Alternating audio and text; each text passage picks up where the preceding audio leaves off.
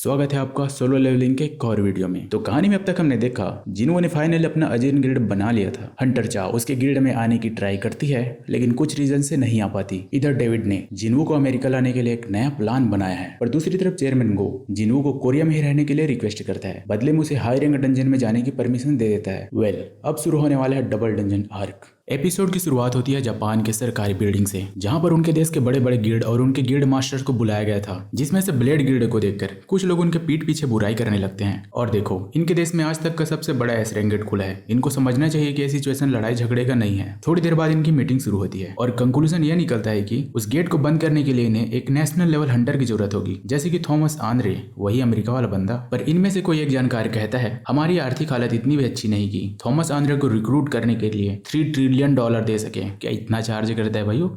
कितनी जीरो होगी इसमें? यही वजह थी कि इन्होंने और भी देशों के नेशनल लेवल हंटर से संपर्क किया, लेकिन दुनिया भर में गेट इतनी तेजी से खुल रहे हैं कि हर कोई अपने अपने देश में ही बिजी है। सुगीमोटो रीजी सिचुएशन को समझते हुए कहता है मैं एक हंटर को जानता हूँ जो थोड़े बहुत पैसों में हमारी मदद करने के लिए मान जाएगा। सीन शिफ्ट होता है जिन्हू पर, जो सोच रहा था लेवल 100 पर मुझे कार्टनेट टेम्पल की चाबी मिली, 101 लेवल पर मेरे स्किल्स अपग्रेड हो गए, लेकिन अब 102 लेवल पर क्या होगा? मैं सच में जानने के लिए एक्साइटेड हूँ। एंड कुछ ही देर में वो अपने ऑफिस के पास पहुंच जाता है, पर तभी उसकी नजर हंटर चा से मिल जाती है। लेकिन चा तो तुरंत ही उससे नजरें चुरा के यहाँ से भागने लगती है, इसलिए जिन्हू को ही उसके पास भाग के जाना पड़ता है और पूछता है तुम मुझसे भाग क्यों रही हो?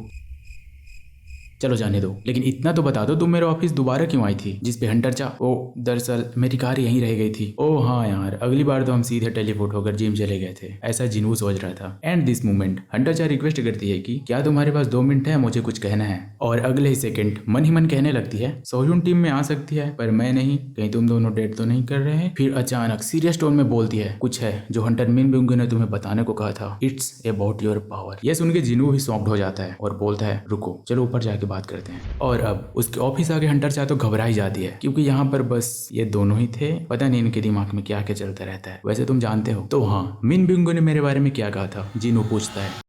सीन शिफ्ट होता है किसी रैंडम से डंजन पर, जहां जिन्हू बैठ के सोच रहा था मुझे नहीं पता कि हंटर जान ने जो भी कहा था वो कितना सच था, पर जो भी हो अब मुझे अपने ताकत की असली सच्चाई जाननी ही होगी। वहीं जिन्हू बोलता है यह सब देख के मुझे पुराने दिनों की याद आ गई सर, जब हम सी रैंक डंजन क्लियर किया करते थे। जिन्हू भी लाइक कुछ समझ नहीं आ रहा, बोलने से पहले खाना तो निकल ले। आगे जिन्हू कहता है वैसे आपके शेडोस काफी हद तक अपने आप काम कर लेते हैं, है ना? तो क्या इन्हें अकेले भी रेड पर भेज सकते हो? जिन्हू कहता है that's not a good idea. और यहाँ पर एक एंड जो डीमन का बॉडी खा रही थी उसकी तरफ इशारा करके कहता है देखो वो मेरे बगैर क्या कर सकते हैं। जिन्हो फिर से पूछता है बाय द वे आपकी सिस्टर कैसी है? जिन्हो रिप्लाई देता है वो अभी थोड़ी सी डरी हुई है पर बहुत जल्दी ठीक हो जाएगी। रही बात उसकी सेफ्टी की, तो इस बार मैंने अपने सबसे भरोसेमंद शैडो को उसके पास छोड़ा है। पर तभी उसके दिमाग की घंटी बजती है और उसे याद आता है अपने नए पावर्स के बारे में, जिसकी मदद से वो अपने शैडोज के आसपास क्या चल रहा है वो देख सकता है और सुन सकता है। तो चलो देखते हैं जिन्हा क्या कर रही है। और हाँ, वो तो सो रही है, लेकिन बेरू उसके हाथ में तो टीवी का रिमोट था। देन जिन्हो को समझ आता है कि बेरू इतनी ज्यादा मजाकिया बातें कहाँ से सीख रहा है। जिसके बाद जिन्हो देखता है अपनी माँ को जो मार्केट से सामान ले रही थी। फिर वो देखता है गिल्ड मास्टर चोई और बैक को, और ये पता नहीं क्या कर रहे हैं। एंड फाइनली वो देखता है चा को जो नहा रही होती है। डैम। आगे जिन्हो अपना टमाटर जैसा लाल चेहरा लेके सोचने लगता है मुझे उसे माफी मांगनी चाहिए या फिर लंच पे लेके जाऊं, पता नहीं क्या देख लिया इसने। जिन्हो अचानक से टॉपिक चेंज करता है और जापान में खुले एस रैंक गेट के बारे में बताने लगता है। जिन्हो भी उसे बताता है कि उन्होंने मुझसे भी संपर्क किया था, पर मेरे सामने उससे भी ज्यादा जरूरी काम आ चुका है। और अब उसके हाथ में वही चमकती हुई चाबी होती है। साथ ही वो सोच रहा था आखिर पर्दे के पीछे से ये सब कुछ कौन कंट्रोल कर रहा होगा? पता नहीं वहां जाके मुझे और क्या क्या जवाब मिलेगा। काश कोई आके सीधे सीधे बता देता कि चल क्या रहा है। हालांकि अब बस एक ही दिन बचा है कार्टनेट टेम्पल का लोकेशन रिवील होने में। आगे वो गहरी सांस लेते हुए कहता है जिन्हो अगर खाना खत्म हो गया हो तो चलो उठो, हमें और भी काम करना है। सीन कट होता है यूरी ओवरलोफर जो कि एक एस रैंक हंटर है। जापान वाले इसे लेके जा रहे हैं उस बड़े से गेट को संभालने के लिए। मुझे तो भाई ये देख के पेक कर लग रहा है। और ये भाई साहब $3.6 बिलियन पर एनुअल यानी कि हर साल मांग रहा है, या फिर $10 मिलियन रोजाना। इसके बदले गेट को जितना चाहे उतना वक्त बंद रखने के लिए तैयार है। चलो सुनने में तो अच्छा लग रहा है, पर यह सुन के इनके होश जरूर उड़ जाते हैं। जिसे देख के यूरी कहता है अरे वो घमंडी थॉमस तो 3.6 ट्रिलियन लेगा, मैं तो उससे कहीं सस्ता हूँ। तो बताओ तुम अपने देश की सुरक्षा $10 मिलियन रोजाना देकर करोगे या फिर इतनी मामूली सी रकम के लिए अपना देश ही गवा दोगे? सच कहूँ तो अभी तुम मेरे साथ भाव ताव करने की हालत में नहीं हो, बल्कि तुम्हें तो घुटने के बल गिरकर मुझसे मदद की भीख मांगनी चाहिए। सुगीमोटो रिजी बोलता है, लगता है तुम्हें खुद पर बड़ा भरोसा है। यूरी कहता है, ऑफ कोर्स, मुझे हायर करना उन 100 फालतू लोगों को रखने से सस्ता पड़ेगा जो तुम्हारे बगल में खड़े हैं। स्टिल यूरी रशियन में बात कर रहा है, लेकिन इनके इशारे देख के ये दोनों समझ जाते हैं कि इस साले ने अभी अभी हमें नीचा दिखाया है। लेकिन ये कुछ भी कह पाते इससे पहले इनके आसपास एक बैरियर बन जाता है और ये एस रैंक होने के बावजूद अपनी उंगली भी नहीं हिला पा रहे थे। एंड डेफिनेटली ये यूरी नहीं किया होता है। आगे वो बोलता है, चलो मैं उस एस रैंक गेट को बंद कर दूंगा और बोनस में तुम्हारे उन बेवकूफ दोस्तों की जान भी बख्श दूंगा। कैसा लगा मेरा ऑफर? सुगीमोटो कहता है, तुम्हारी ताकत का डेमो देने के लिए शुक्रिया, हमारी डील पक्की समझो। Nice bargaining. सीन शिफ्ट होता है जिनो पर, जिसे बस 1 मिनट में ही कार्टन टेम्पल का लोकेशन पता चलने वाला होता है। सीन दोबारा से शिफ्ट होता है जीना के स्कूल पर। हाँ, उसी जगह पर गेट दूसरी बार खुली है। यकीन नहीं हो रहा ना? नाउ यहाँ पर जिनू भी आ जाता है एंड यहाँ आने के बाद उसे पता चलता है कि इस गेट को खुले हुए तो 3 दिन हो चुके हैं। तुम्हें क्या लगता है सिस्टम ने उसे बेवकूफ बनाया? आगे जिनू पूछता है, क्या हंटर्स अंदर गए हैं? और उसे जवाब मिलता है, हाँ, करीब 2 घंटे पहले एक टीम अंदर गई है। जिनू कहता है, टीम खतरे में है, तुरंत इस रेड को रोक दो, अगर अभी नहीं रोका तो सब मारे जाएंगे। अरे ये सब क्या हो रहा है? कम से कम कुछ तो समझा दो इस सीरेन गेट के बारे में। जिनू रिप्लाई देता है, अभी वक्त नहीं है समझाने का।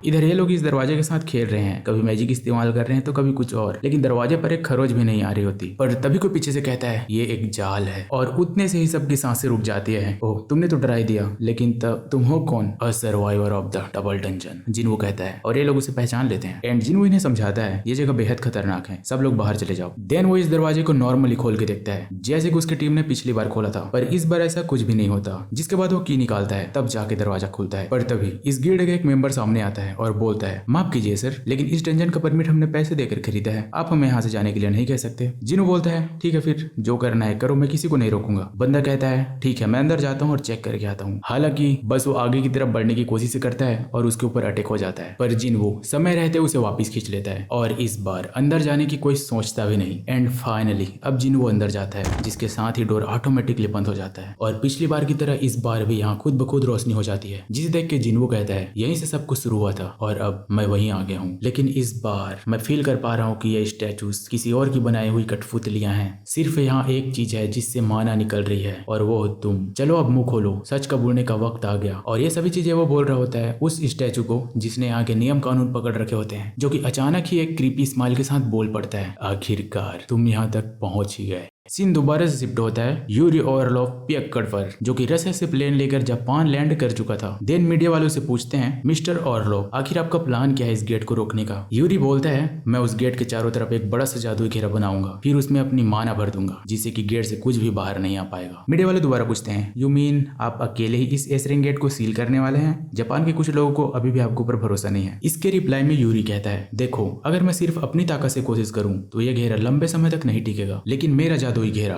आसपास की दूसरी माना को भी खींचती है, इसलिए तुम्हारी सरकार टोक्यो के चारों तरफ बहुत सारे माना स्टोन्स लगाएगी और धीरे धीरे मैजिक सर्कल इतना मजबूत हो जाएगा जैसे सूखा हुआ cement. And don't forget who save you. और इसकी ये बातें सुनकर चेयरमैन गो कोरिया से ही कहता है, अब तो वक्त ही बताएगा कि मिस्टर उस गेट को सील कर पाएंगे या नहीं, लेकिन अगर वो नाकाम हुए तो हम सब जानते हैं क्या होने वाला है। देन चेयरमैन गो टॉपिक चेंज करता है और जिनवो के बारे में पूछने लगता है। डायरेक्टर वो उन्हें बताते हैं, अजिन गिल्ड सियोल के कई गेट्स पर लगातार एक्टिव है और जिनवो कोरिया के दिग्गज गिल्ड्स को अकेले ही टक्कर दे रहा है। ये सुन के चेयरमैन को काफी सरप्राइज होते हैं और अपने कुछ काम के सिलसिले में यहाँ से चले जाते हैं। वहीं डायरेक्टर वो को एक कॉल आता है और उसे पता चलता है कि स्कूल के पास एक डबल डंजन दिखाई दिया है। एंड डायरेक्टर वो भी लाइक, डबल डंजन? अभी तुझे पता भी है तो क्या कह रहा है? हाँ सर, जिनू भी अंदर है, कॉल पे आदमी वो कह रहा था। सीन शिफ्ट होता है इस स्टैचू पर जिसने अब अपने बड़े बड़े पंख निकाल लिए होते हैं, साथ ही उसके हाथ में जो पत्थर का स्लेब था उसे भी क्रश कर दिया होता है। ये देख के जिनू बोलता है, अच्छा तो वो यहाँ के नियम कानून असल में ढोंग था? एंड ही से नहीं, उसका गहरा मतलब था, लेकिन अब उससे कोई फर्क नहीं पड़ता। जिनू पूछता है, क्या तुमने मुझे यहाँ बुलाया है? ही से यस। जिनू फिर से पूछता है, क्या तुम मॉन्स्टर हो? ही से, यह तुम्हारा आखिरी इम्तिहान है, अगर तुम इसके बाद भी अपने पैरों पर खड़े रहे तो तुम्हें सब बताया जाएगा। देन जिनू अपने शैडो आर्मी को बुलाता है, पर ये बंदा चुटकी बजा के उसके शेडोज को अंदर कर देता है और बोलने लगता है ये इम्तिहान सिर्फ तुम्हारा है और अब जिन्वो पोशन नहीं खरीद सकता, लेवल अप से रिकवर नहीं कर सकता, ना ही किसी रिवार्ड से खुद को ठीक कर सकता है। और हाँ, जब तक वो इस फाइनल टेस्ट को कंप्लीट नहीं कर लेता इस कमरे से बाहर भी नहीं जा सकता। बट वेट,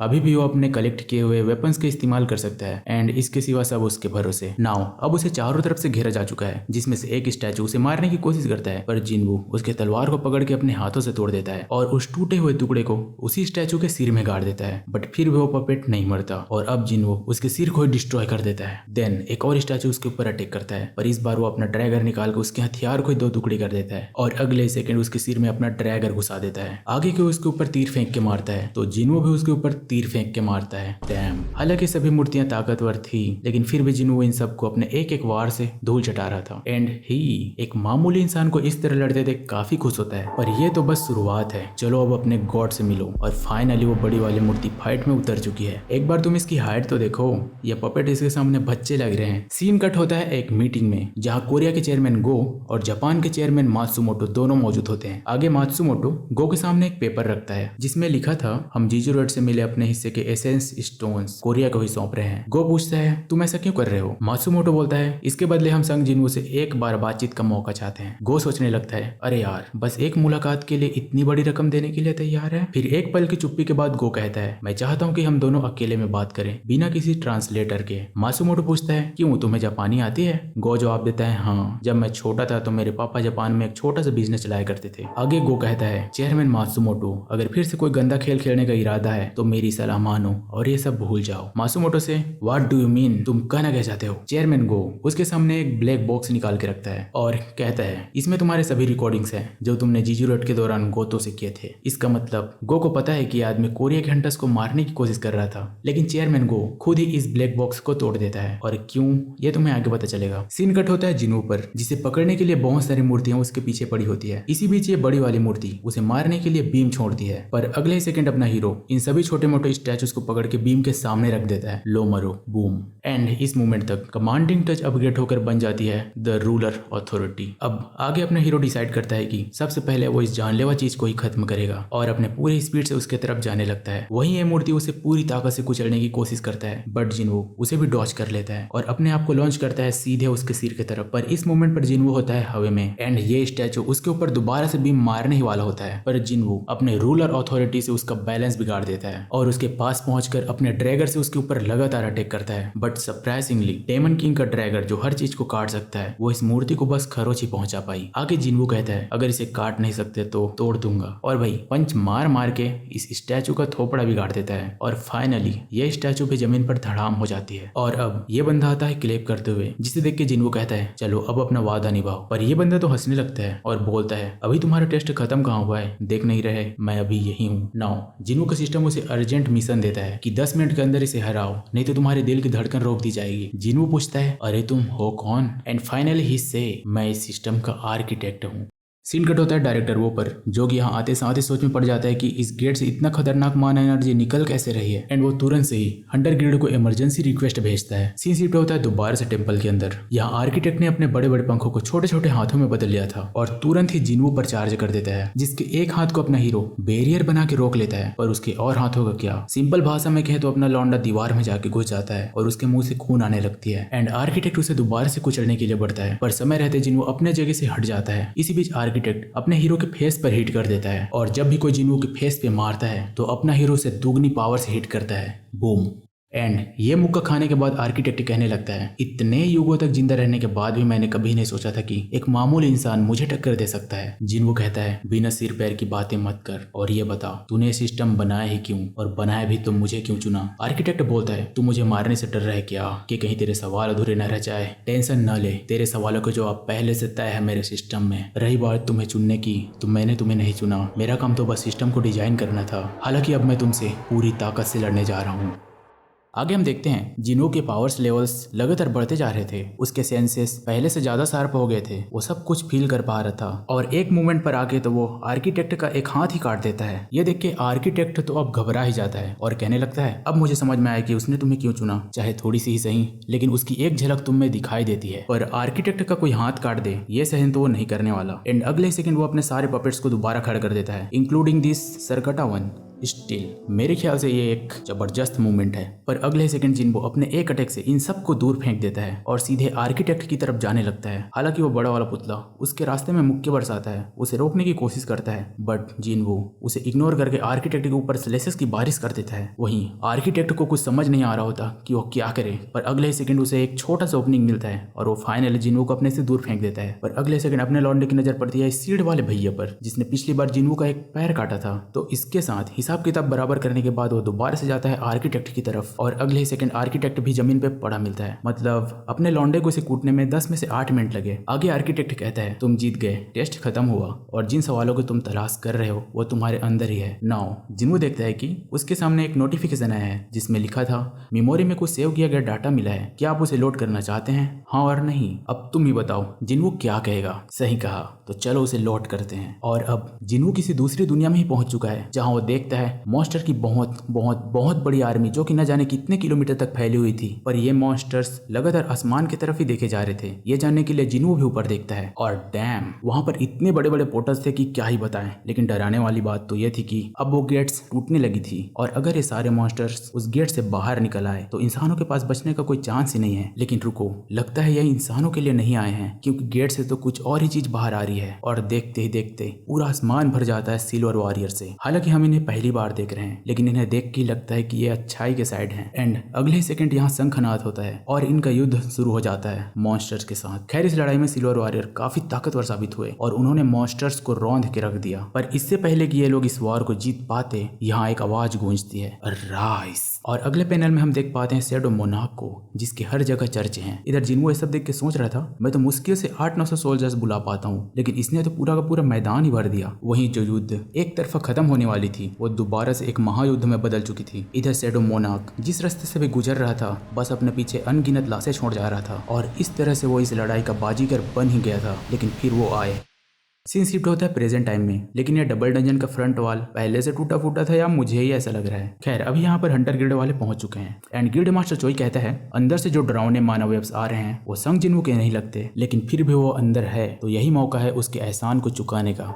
नाउ अब ये लोग एंटर करते हैं डबल डंजन के अंदर और गिल्ड मास्टर चोई यहाँ की हालत देख के कहने लगता है अब ये जगह इतनी जर्जर क्यों पड़ी है, क्या यहाँ पर्सनल भूकंप आया था। डायरेक्टर वो कहता है ये बड़ी बड़ी मूर्तियां, यहाँ के बारे में जो कुछ भी सुना था वो सब सच था। एंड इन्हें यहाँ देख के आर्किटेक्ट कहता है तुम लोगों को बिना बुलाए बारात में आने की आदत है क्या, ये दुनिया सच में अजीब है। वैसे इन लोगों ने कभी किसी मॉन्स्टर को बात करते तो देखा नहीं, जिस वजह से खुद ही बोलने लगते हैं अबे ये मॉन्स्टर तो इंसानों से बात कर सकता है। ये मजाक कर रहा हूँ, रियलिटी में तो इसे देख के सब डिप्रेशन में थे। आगे आर्किटेक्ट इन्हें वार्निंग देता है साइलेंस रहना, किंग को डिस्टरबेंस नहीं होनी चाहिए। पर ये बंदा सबको मरवाएगा, क्या जरूरत है पूछने की कि जिन्हो वहां पर क्या कर रहा है। लेकिन अब इसने आर्किटेक्ट की कही हुई बातों को नजरअंदाज किया है तो पनिश तो होंगे। हाँ मैंने कहा होंगे क्योंकि अगले सेकंड आर्किटेक्ट ने 9 बॉल पे 3 विकेट ले लिया होता है। आगे वो चाह की तरफ देख के कहता है तुम लोग दूसरे लोगों से काफी ताकतवर लगते हो, किंग को बलि देने के लिए परफेक्ट। और अब यहाँ के खतरे को देखते हुए सभी लोग अपने अपने फॉर्मेशन में आ जाते हैं। इधर आर्किटेक्ट ने भी अपनी सभी मूर्तियों में तीसरी बार जान भर दिया होता है इंक्लूडिंग दिस बिग वन और बोलता है अगर मेरे आखिरी पपेट के गिरने तक कोई जिंदा बचा रहा तो वो सम्मान पूर्वक राजा के जन्म का साक्षी बनेगा। इनडायरेक्टली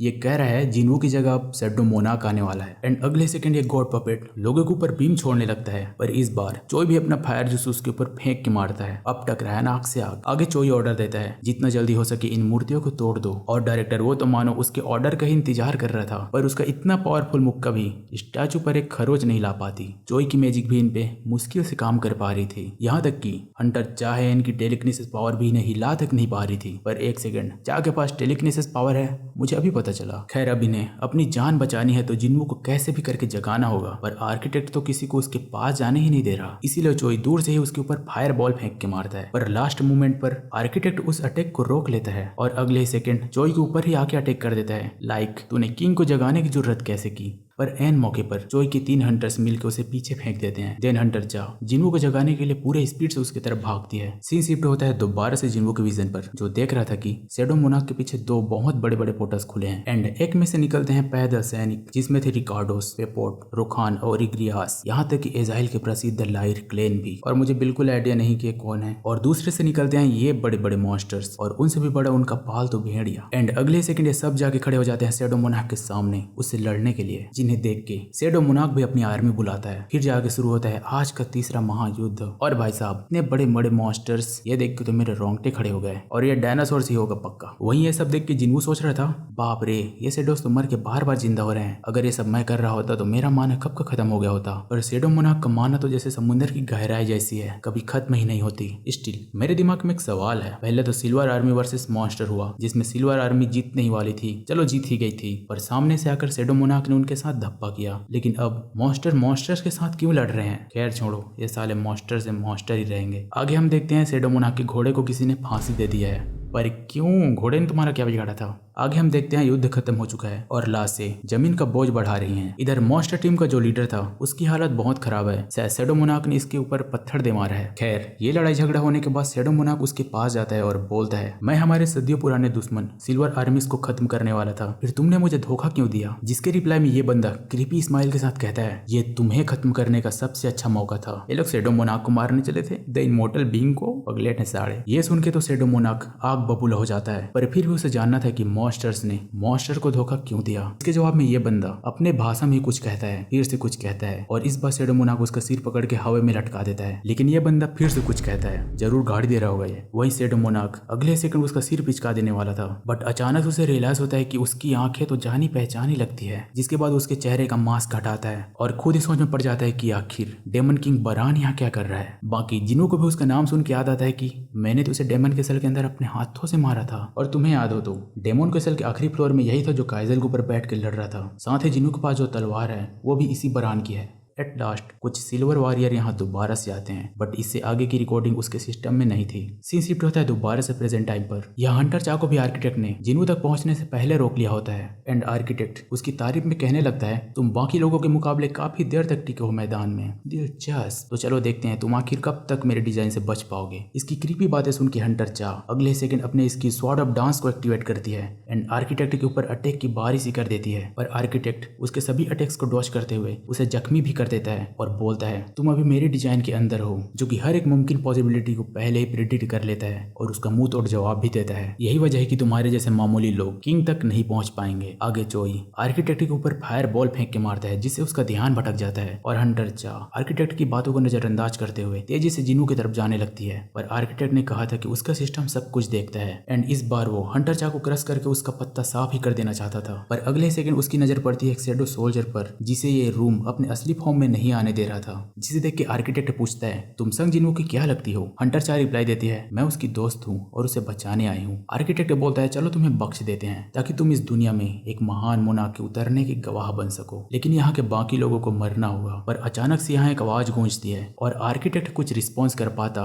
इससे पहले जिन्वो उसका थोपड़ा बिगाड़ चुका था और पूरे रेज में आके कहता है तूने मेरे बॉडी के साथ क्या किया है? जिसे देख चोई भी लाइक अब किसी बात की चिंता नहीं, चिल। और अब आर्किटेक्ट के दिमाग में बहुत सारे सवाल दौड़ रहे होते हैं और वो कहता है तुम्हारे सीने में ब्लैक हार्ट धड़क रहा है, तुम्हारी जगह तो शैडो मोनार्क को होनी चाहिए थी। जिन्वो कहता है ब्लैक हार्ट? हाँ, क्या ये इंसेन माना जो मैं महसूस कर पा रहा हूँ वो इसी से आ रही है? आगे सिस्टम उसे एक नोटिफिकेशन दिखाता है जिसका टाइटल था डीमन स्लेयर, यानी कि दानवों को मारने वाला। और आगे लिखा था आपने सारी शर्तें पूरी कर ली है, आपने वो यादें भी वापिस पा ली है जिसमें तुमने demon king Baran and white flame के सम्राट को हराया था। अब एक अद्भुत शक्ति तुम्हें अपना स्वामी स्वीकार करती है, ब्लैक हार्ट 1 लाख माना। वहीं जिन्वो सोच रहा था आर्किटेक्ट का रिएक्शन देख के तो लगता है ये मुझे ब्लैक हार्ट देना ही नहीं चाहता था। ऊपर से सेव डाटा देखने के बाद भी मुझे मेरे सवालों के जवाब नहीं मिले और अब जाके वो आर्किटेक्ट को याद दिलाता है तुम तो मेरे प्लेयर बनने के फैसले से सहमत नहीं थे ना, तो जरा बताओगे ये प्लेयर का आखिर मतलब क्या होता है? आर्किटेक्ट कहता है इम्पॉसिबल, मैं समझ गया तुमने मुझे धोखा दिया है शैडो मोनार्क, लेकिन तुम्हें क्या लगता है बाकी मोनार्क्स तुम्हें रोकने नहीं आएंगे?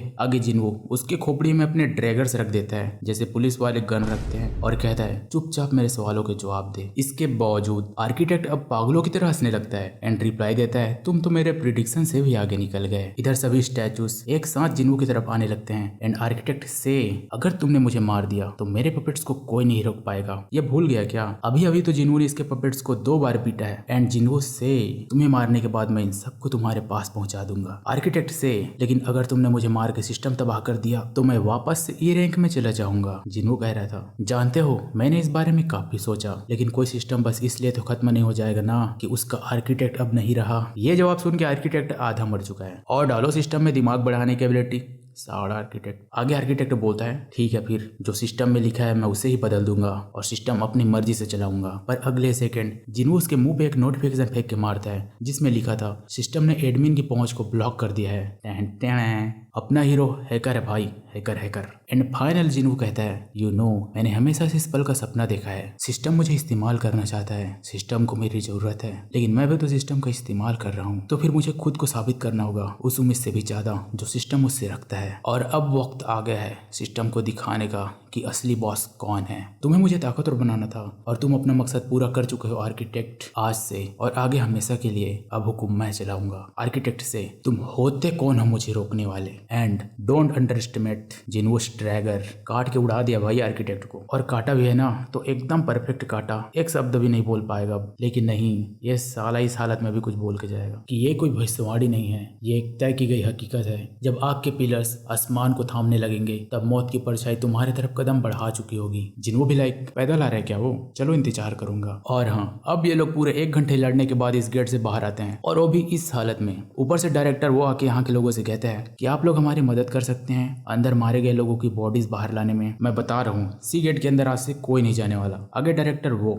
जिन्वू को आके बताता है कि इस मिशन में 2 दर्जन लोग मारे गए हैं। 2 दर्जन कितने होते हैं भाई? चलो मैं केले की दुकान से पूछ के बताऊंगा। आगे वो बोलता है, अंदर जो भी थे बहुत खतरनाक थे, लेकिन क्या तुम सच में उनसे अकेले लड़ने की कोशिश कर रहे थे? पर जिन्वू तो अपनी जगह पर फ्रीज हो चुका है। जो सोच रहा था मैंने ही डबल डंजन की रिपोर्ट एसोसिएशन को देने को कही थी, अब लगता है इन मौतों का जिम्मेदार सिर्फ मैं हूँ। खैर, सबका धीर रखने के लिए जिन्वू कहता है, अगर तुम लोग वहाँ नहीं आते तो शायद मैं भी जिंदा नहीं होता। वैसे डायरेक्टर वो भी इस हादसे के लिए अपने आप को जिम्मेदार मानता है। आगे डायरेक्टर वो जिन्वू से पूछता है, तुम्हें कैसे पता चला कि यहाँ डबल डंजन अपेयर हुआ है? जिन्वू रिप्लाई देता है, डंजन ने मुझे मैसेज करके यहाँ बुलाया था। वो कहता है, क्या मैं वो मैसेज देख सकता हूँ? जिन्वू से, वो मैसेज सिर्फ मेरे दिमाग में दिखता है। डायरेक्टर वो सोच रहे हैं, यह आदमी मेरे समझ से ही बाहर है। और जैसे ही इनकी बात खत्म होती है एक प्यारी सी सॉफ्ट आवाज उस तक पहुंचती है, क्या तुम ठीक हो अंडरसन? जिन्वू से, हाँ बिल्कुल, बस वो थोड़ा सा थक गया हूँ, धड़ाम। चलो थोड़ी देर के बाद हॉस्पिटल में मिलते हैं। वैसे मैंने सोचा था कि जापान क्राइसिस आर को भी इसी एपिसोड में कवर करूं, पर उसे एक सेपरेट पार्ट में फील करने से ज़्यादा मजा आएगा। वैसे इस वीडियो में कहीं भी सुधार की जरूरत हो तो ज़रूर बताना। सब्सक्राइब।